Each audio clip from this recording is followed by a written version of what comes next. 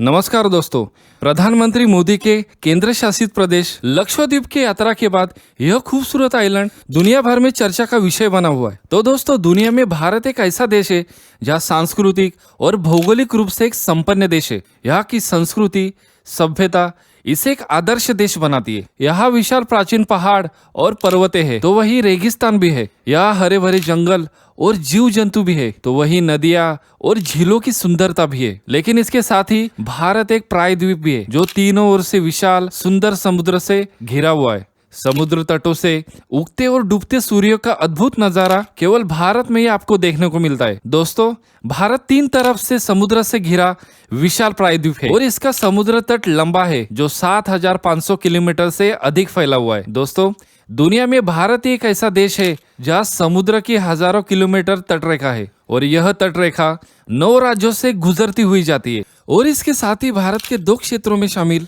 बंगाल के खाड़ी में शामिल द्वीप समूह और अरब सागर में लक्षद्वीप समूह है।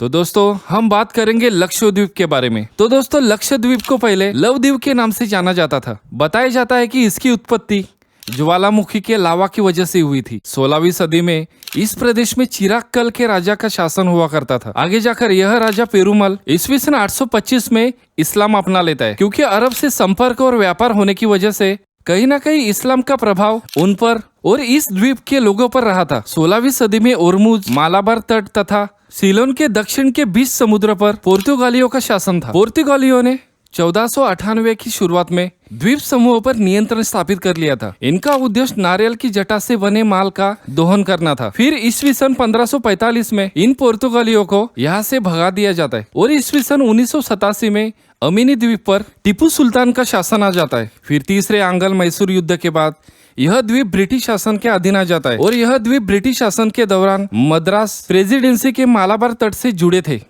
फिर 1 नवंबर 1956 को भारत स्वतंत्र होने पर ब्रिटिश शासन से भारत लक्षद्वीप को केंद्र शासित राज्य बना देता है और 1 नवंबर 1973 को इस द्वीप को लक्षद्वीप के नाम से संबोधित किया जाता है। लक्षद्वीप भारत का सबसे छोटा केंद्र शासित प्रदेश है और भारत के दक्षिणी तट से 200 से 400 किलोमीटर दूर स्थित है। लक्षद्वीप का कुल सतह क्षेत्रफल 32 किलोमीटर है और लक्षद्वीप की राजधानी कवरत्ती है। लक्षद्वीप में केवल एक ही जिला है जिसका नाम लक्षद्वीप है और इसकी पॉपुलेशन 70,000 के आसपास है। लक्षद्वीप अधिकतर मुस्लिम राज्य है। यहाँ इनकी आबादी 96% है और लक्षद्वीप में भारत के राष्ट्रपतियों द्वारा नियुक्त प्रशासन का शासन है। केंद्र शासित प्रदेश में एक स्थानीय सरकार है जिसे लक्षद्वीप प्रशासन के नाम से जाना जाता है, जो द्वीपों के दिन प्रतिदिन के शासन और विकास के लिए जिम्मेदार है। दोस्तों, लक्षद्वीप केरल के निकट है, इसलिए यहाँ पर मलयालम भाषा बोली जाती है। हालांकि यहाँ के मिनिकॉय द्वीप में धवेई भाषा का प्रयोग किया जाता है और लक्षद्वीप का संस्कृत में अर्थ होता है 1000 द्वीप का समूह। समुद्र तट के किनारे होने की वजह से लक्षद्वीप का मौसम सुहावना रहता है।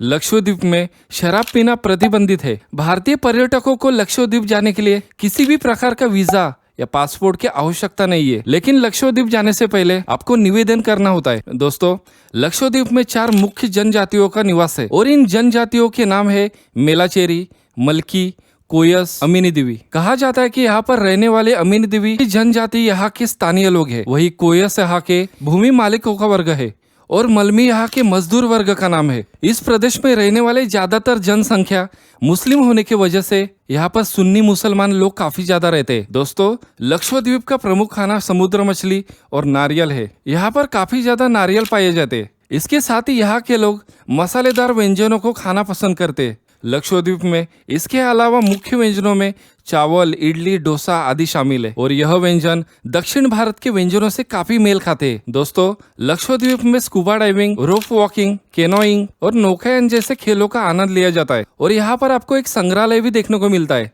जिसका नाम मरीन संग्रहालय है और यह संग्रहालय लक्षद्वीप के कारारती द्वीप पर स्थित है और इस संग्रहालय में आप समुद्र से संबंधित कलाकृतियों को देखने का सुखद अनुभव ले सकते हैं और यहाँ पर समुद्र मछली तथा अन्य जलीय जीव जंतुओं की सर्वाधिक प्रजातियां देखने को मिलती है। तो दोस्तों, यह थी लक्षद्वीप का इतिहास से लेकर भूगोल तक की पूरी जानकारी। अगर आपको हमारी वीडियोस के माध्यम से यह जानकारी अच्छी लगी तो वीडियो को लाइक करके सब्सक्राइब जरूर करना और लक्षद्वीप के बारे में आपकी क्या राय है हमें कमेंट करके जरूर बताना। जय हिंद, जय भारत।